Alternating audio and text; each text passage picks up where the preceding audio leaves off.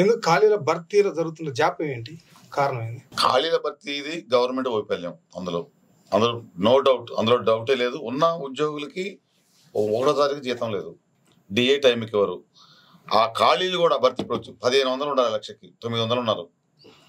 అది రిక్రూట్మెంట్ చేయడానికి కూడా మేనిఫెస్టోలో పెట్టి పబ్లిక్ సర్వీస్ కమిషన్ ప్రక్షాళన చేసినామని చెప్పి మేధావుల్ని మెంబర్లుగా పెట్టినామని చెప్పి ఒక్క రిక్రూట్మెంట్ కూడా సరైన టైంలో చేయలేదు.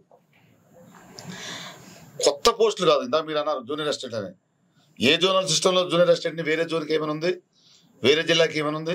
జూనియర్ అసిస్టెంట్ శాలరీ ఎంత, ఆయన జీవితం ఎంత? ఆదిలాబాద్ నుంచి అలంపూర్ పోతే వాడి శాలరీ బస్ ఛార్జీలో సరిపోవు.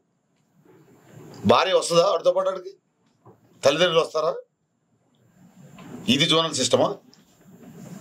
తెలంగాణ వచ్చింది దీనికి 16 జీవో మీద యుద్ధాలు చేసాం. 10 జిల్లాల్లో నెల రోజులు బస్సు యాత్రలు చేసాం 16 జీవో మీద. మీరు తీసిన జీవో ఏంటి? అక్కడ వరకు ఎందుకు? స్పౌస్ కేసు, మొగుడు పిల్లలు ఒక్క దగ్గర ఉండేది చిన్న ఇష్యూ, అది చిన్నది, చిన్న ఇష్యూ. గవర్నమెంట్కి సంబంధించిన సాధారణ బదిలీలు మీరు చూడండి, సాధారణ బదిలీలు క్యాలెండర్ ప్రకారం చేయొచ్చు కదా.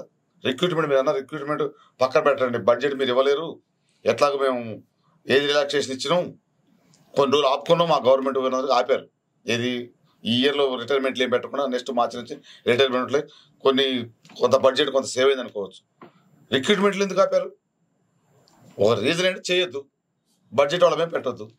బానిసలు. కారణం ఏముంటుంది దాని రిక్రూట్మెంట్ చేస్తాననే కదా తెలంగాణ రాష్ట్రం తీసుకొచ్చుకుంది. రిక్రూట్మెంట్ చేయకపోవడం కారణం ప్రభుత్వ ఉద్యోగులు బానిసలు, స్లేవ్స్ అన్నట్టే.